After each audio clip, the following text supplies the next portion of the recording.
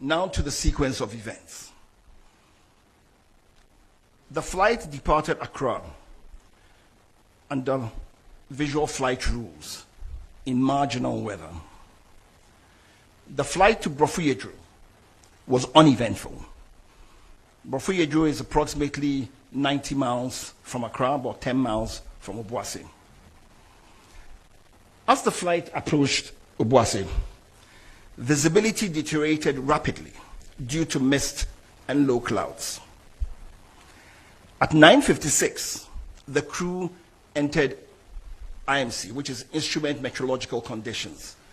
To the layman, it is they flew into clouds because they no longer could stay away from the clouds, so they flew into clouds and transitioned to IFR.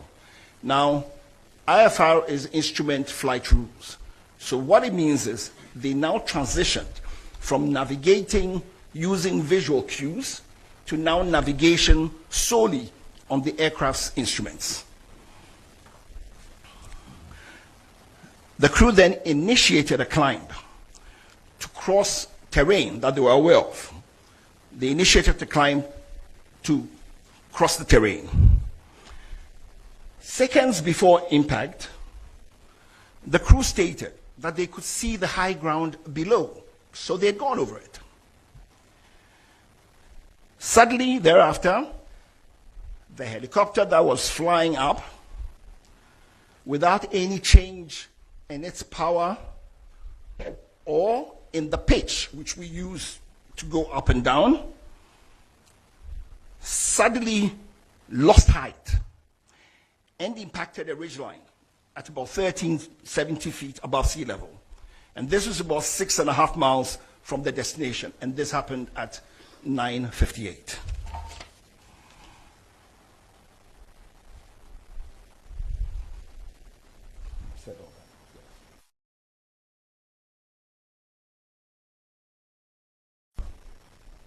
Is what the planned track had been.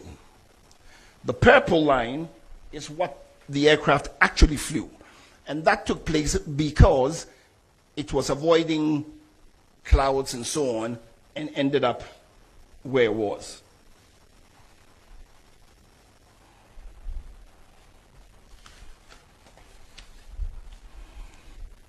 Now to our findings. The helicopter was airworthy, but it lacked additional safety enhancements. For instance, the terrain awareness warning system.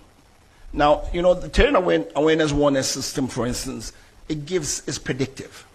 So what it does is it tells you, warns you, it gives you a better picture of the situation and puts the pilots in a better, it gives them, puts them in a position to make better judgments, to be able to see everything and be able to foretell if there are any things that could possibly create a problem. But they lack the additional safety enhancements required for the weather phenomenon over that terrain.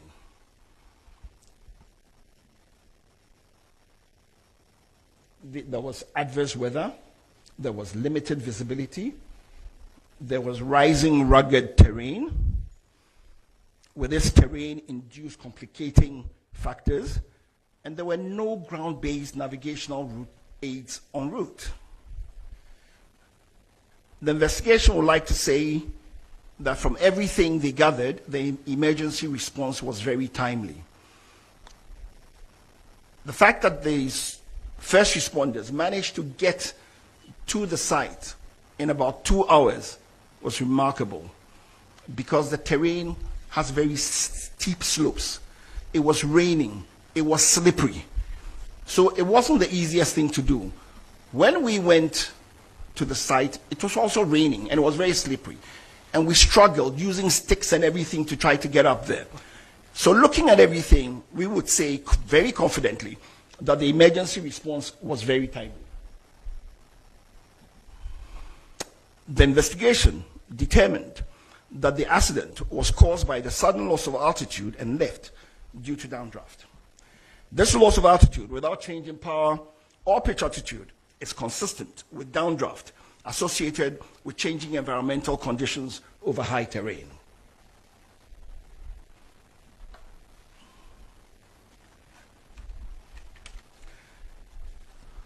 In our findings also, we said there's limited national navigational capacity, a capability for en route and remote area weather services. We also looked at training and realized that the Air Force doesn't have much simulator training. We looked at flight monitoring and realized that there was no flight data monitoring also taking place. For flight following and tracking of aircrafts, we realized that it was also not there. There's no secondary surveillance radar, no automatic dependent surveillance broadcasts, or any other real-time tracking of aircraft.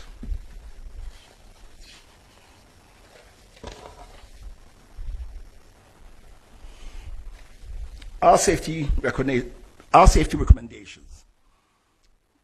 There is a definite need to modernize the fleet of the Ghana Air Force. We have recommended that the Air Force acquire modern aircraft with terrain avoidance warning systems and modern navigation systems. That the aircraft should have cockpit voice recorders and flight data recorders, which are the audiovisual capable types. That the Air Force should invest in simulators for recurrent training.